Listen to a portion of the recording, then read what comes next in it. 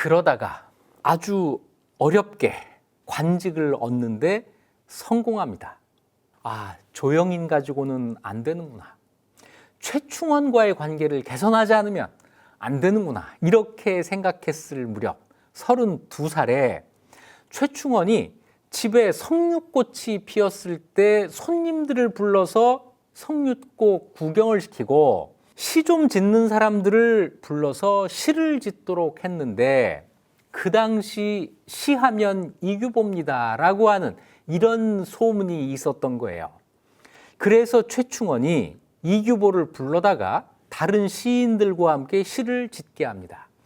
이 시를 보고 최충원의 마음이 바뀌어요. 이규보를 등용해야겠구나. 그 집에서 어떤 이야기가 있었는지는 모르겠는데 그 자리를 파하고 집에 돌아와서 지은 시에는 이런 구절이 있습니다. 아내와 자식들도 나를 다시 보고 친구들도 서로 축하해 주네. 출세길이 가까워졌도다. 나 이제 최충원한테서 관직을 받는다는 어떤 언지를 받았어. 뭐 이런 이야기를 하니까 아내와 자식들이 보는 눈이 달라지더라. 이거 요즘 우리 대한민국 가장들이 많이 경험하는 거 아니에요? 식구들의 그 보는 눈이 달라지는 거. 이규보가 32살에 이런 신세계를 경험합니다. 그리고 과연 다음 달 바로 관직을 얻어요. 높은 관직은 아닙니다. 전라도 전주에 전주목 사록겸 장석이라고 하는 지방관입니다. 하지만 정규 관직이에요. 말단 관직이지만 정규직입니다. 급제한 지 9년 만에 얻은 귀중한 관직입니다. 전주로 내려가요. 내려갔으니까 일을 했겠죠. 그런데 1년 반 만에 파직이 됩니다. 관직에서 쫓겨나요. 이거를 이규보 쪽의 기록에서는 전부 동료들이 꺼려서라고 되어 있습니다. 동료들이 꺼려서 이규보 잘못이 아니라 동료들이 이규보를 꺼려서. 이규보 연보에는 통판, 이 통판은 전주목의 사록겸 장석이 하나 위 관직이에요. 그러니까 상급자입니다. 상급자와 알력을 빚었고 그 사람이 모함을 했다라고 되어 있는데 어떤 일인지는 기록되어 있지 않아요. 하지만 분명한 건 동료들과의 관계가 원만하지 않았다. 이런 거겠죠. 그래서 그 힘들게 9년 만에 얻은 관직을 1년 반 만에 때려치게 됩니다. 그리고 다시 개경집으로 올라와요. 거의 이제는 한번 기회를 날렸으니까 기회가 더 멀어지는 것 같았죠. 이래서 한 거의 2년 동안 종적이 드러나지 않을 정도, 그러니까 거의 은둔해 있다가 아마 이때 계속 기회를 노렸을 거예요. 35살이 되는 해 5월 달에 어머니가 돌아가셨는데 그해 12월 달에 경상도 운문, 지금 청도입니다. 여기에서 밀란이 일어나니까 이규보가 어머니가 돌아가신 지 지금 1년도 안 됐는데 어머니 상을 뒤로 하고 종군을 합니다.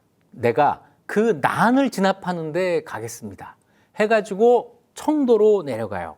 이때 이런 기록이 있습니다. 급제하고 관직을 얻지 못한 사람을 수재관에 임명하려고 했다. 수재관은 뭐냐면 글 짓는 사람이에요. 밀란을 진압할 때 이게 군대만 가면 안 됩니다. 그 사람들을 설득하는 문장을 지을 사람이 필요해요.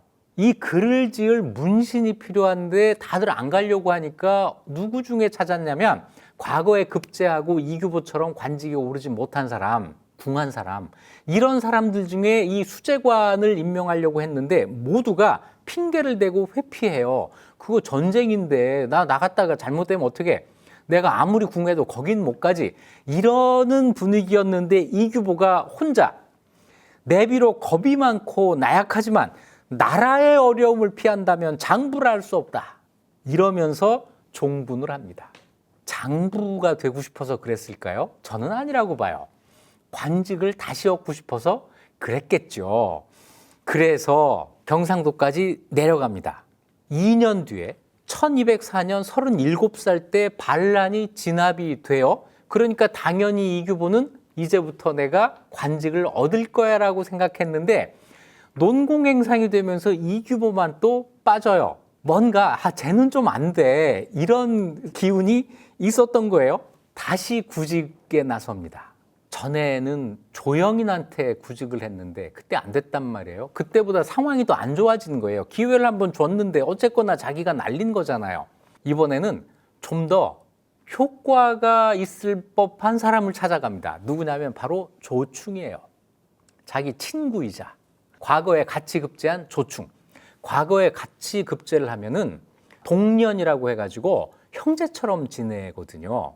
이 조충한테 직접 편지를 씁니다. 지난날 명공은 여기서는 상대방을 높인 거예요. 나이가 이규보가 3살이 위거든요. 자기보다 3살 아래의 동년에게 글을 쓰면서 상대방을 명공이라고 높입니다.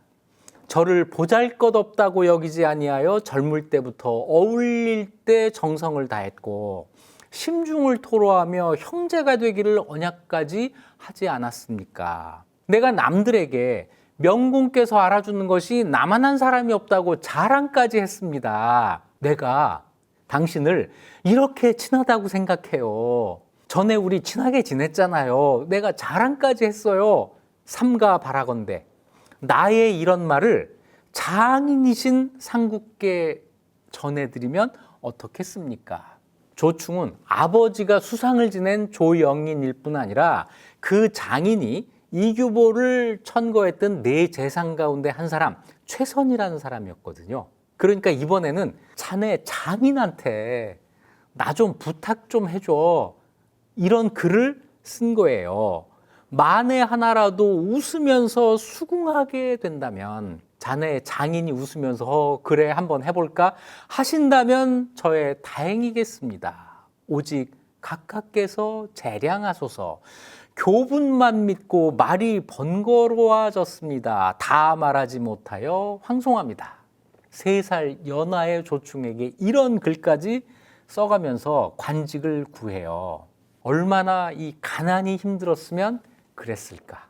39살 때 이제 40을 눈앞에 두고 이규보가 쓴 시 한 편이 있습니다.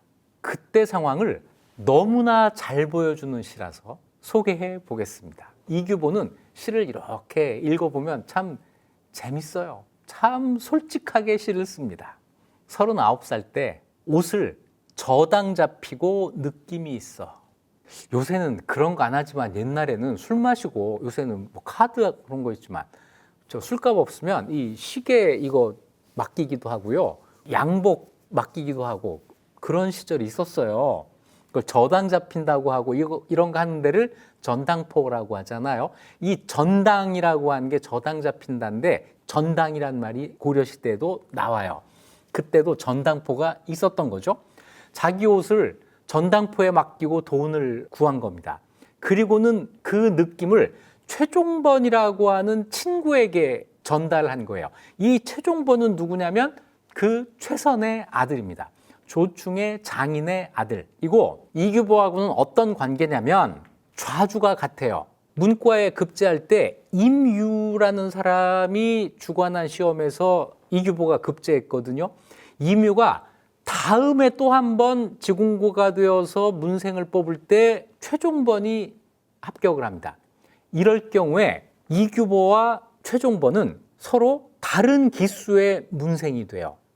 이럴 경우에도 서로 형제처럼 지내게 된다라는 건데 아주 가까운 사이죠. 그리고 아주 집은 살만한 친구예요. 이 친구한테 이런 시를 쓴 거예요. 자, 시 한번 볼까요?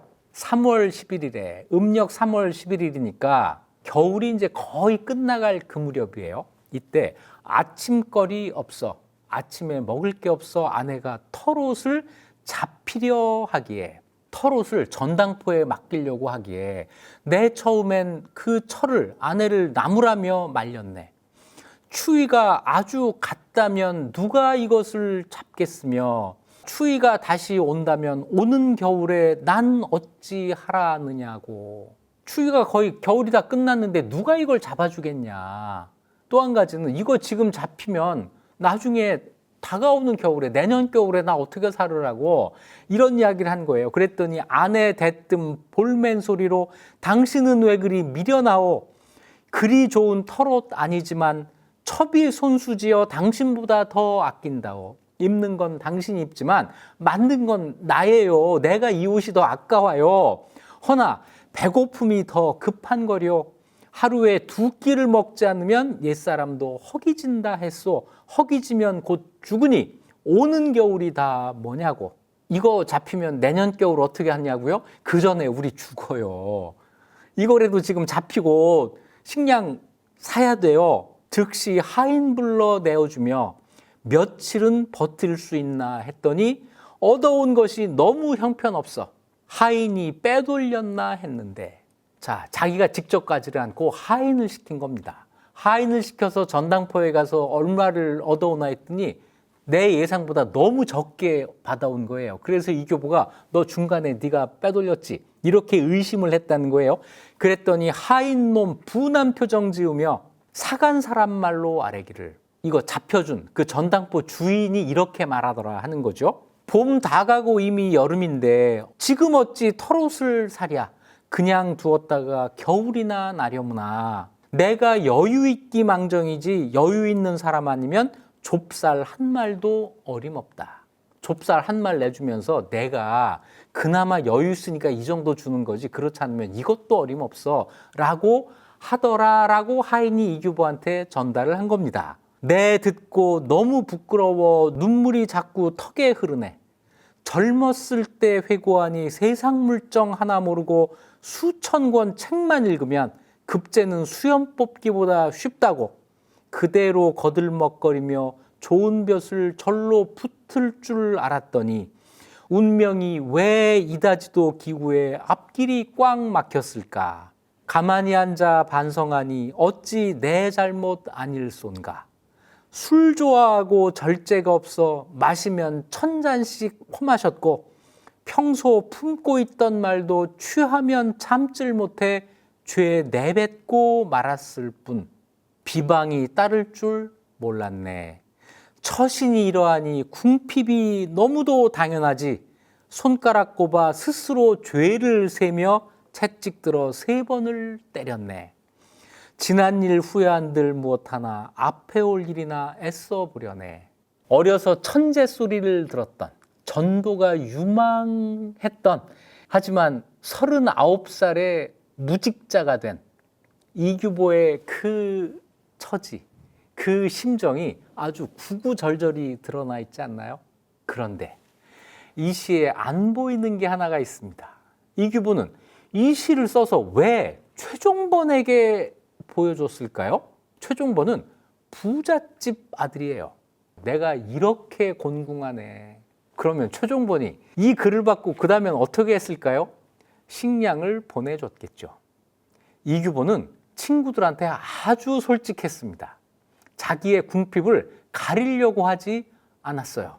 다 나 이렇게 힘들어. 그러면 친구들이 도와줬습니다. 처가의 도움, 친구들의 도움, 이런 것들이 이규보에게 있었던 거죠. 그런데 이 시를 들으면서 한 가지 이상한데 이런 거 느끼지 않으셨어요?